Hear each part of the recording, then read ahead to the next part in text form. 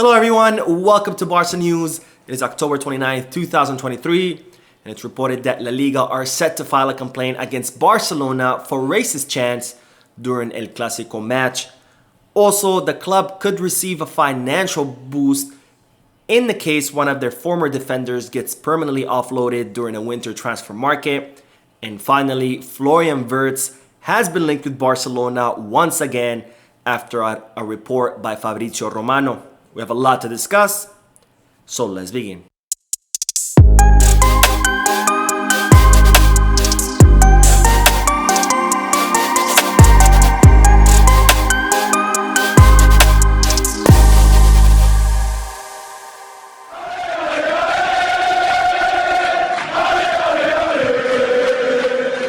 Hello everyone, welcome to the channel. My name is Mo. Before we begin with the news, just a quick reminder to make sure to hit that like button and subscribe to the channel. It only takes a second, it's completely free, and in doing this you'll be helping this small and humble channel continue to grow. Also, if you are looking for any Barcelona jerseys or merchandise, make sure you hit the kickback where they're currently having a sale on their entire website. If you are looking to place any sports bets, make sure you hit the Bet Us where they're currently having a special for all new signups. Both links for kickback and Bet Us are down below in the description. Now, I'll begin with the news that Barcelona suffered its first defeat of the season in yesterday's El Clasico match against Real Madrid, where Barcelona lost 1-2. And I did do a post-match live analysis, so if you want to hear my thoughts or my analysis of that match, make sure you check out the video on my channel.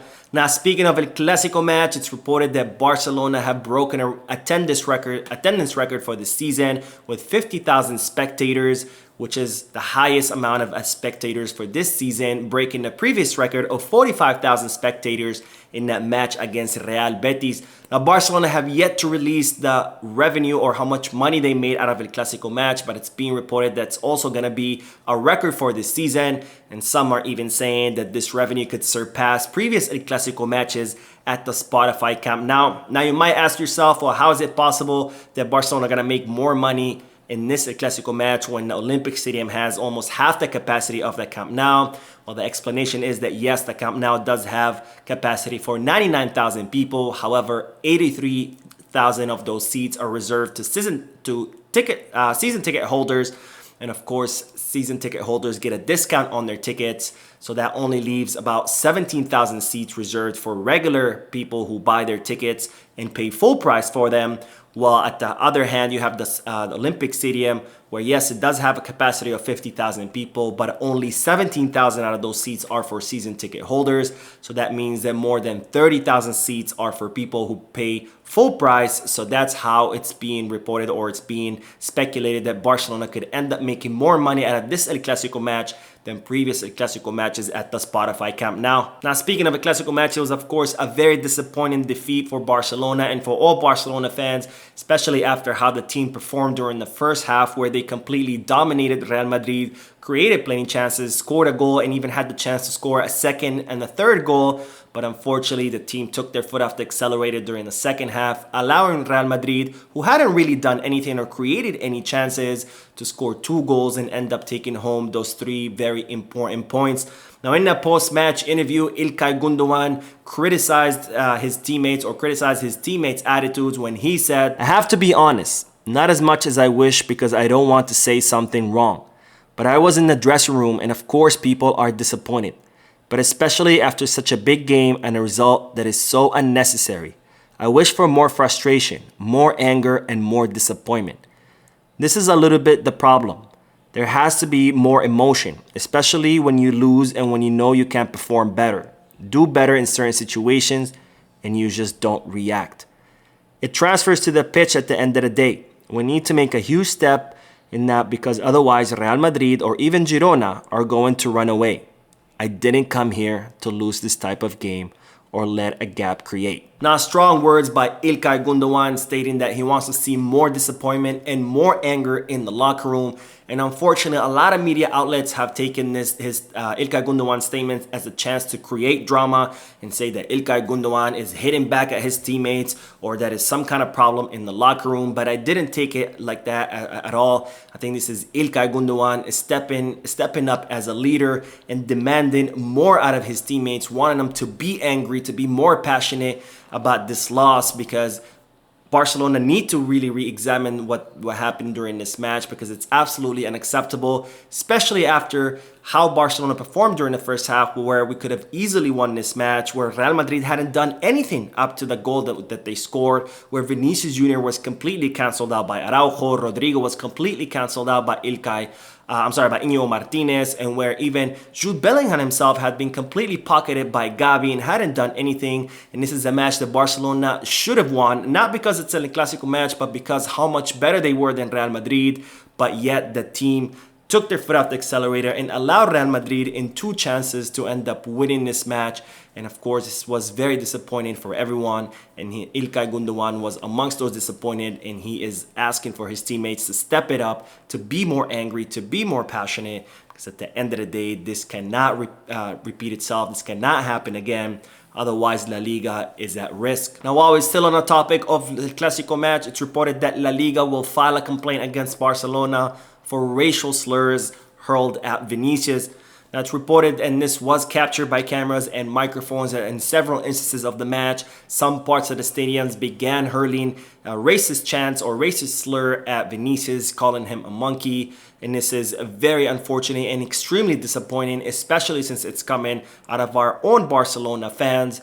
And Barcelona have released a statement stating that they will investigate these insults, and that they will help La Liga as well investigate these insults as well. And hopefully this investigation does bear fruit and Barcelona can find the culprits and ban them for life from the stadium, because this kind of disgusting behavior has no place in football and it has no place in modern day. Now, speaking of complaints, it's reported that Barcelona are getting sick and tired of broadcasting in La Liga. Now, I spoke about this in a previous video where I reported that Barcelona were starting to get tired of how TV stations broadcast the matches of Barcelona, where if Barcelona player commits a foul, that foul gets replayed over and over again from different angles. But yet when Barcelona receive a foul, we don't see that replay for several minutes, and when you finally see it, it's a really brief replay and they barely mention it. And while El Clasico match was no different, where, for example, when İlkay Gundogan scored his goal, we only saw 2 or 3 replays, but yet when Jude Bellingham scored his goal, we saw up to, I think it was 10 or maybe 12 total replays, which only goes to show the bias in TV broadcasting in La Liga. Now, this was not all, because when, for example, Ronald Araujo was fouled in the penalty box, we had to wait several minutes until we saw that replay, and I think we only saw it once or twice.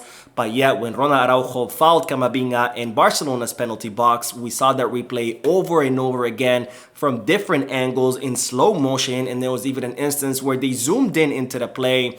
And of course, this again shows the clear bias in TV broadcasting in Spain.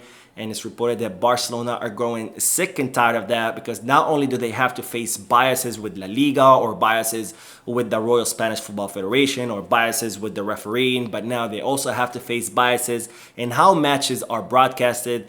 And this is unfortunately very saddening, and it only goes to show how much Barcelona have to deal with when playing in the Spanish league. Now, on to positive news, because it's reported that Barcelona could receive a financial boost from the permanent transfer of Juan Miranda.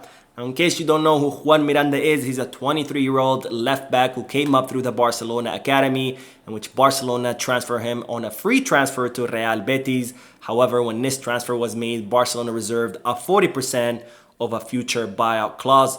Now, Juan Miranda's contract with Real Betis will expire in the summer of 2024. However, it's reported that AC Milan are looking to sign Juan Miranda during the winter transfer market if they can agree on a transfer fee with Real Betis. And it's reported that Real Betis are also looking to offload Juan Miranda in the winter transfer market, because of course this way they will look to make some money versus losing him as a free agent the upcoming summer. Now, it's reported that AC Milan are confident that they can sign Juan Miranda for around 3 million euros. So if this transfer does happen, that Barcelona could end up making around 1.2 million euros.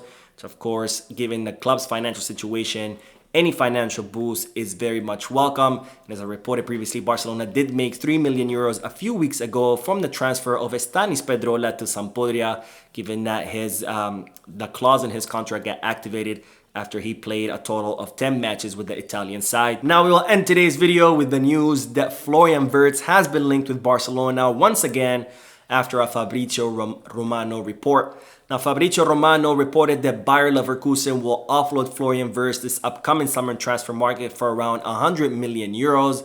And he reported that there are top teams in Spain, Germany, and the Premier League looking to sign Florian Wirtz. And of course, after this report, many media outlets began to link Florian Wirtz with Barcelona once again.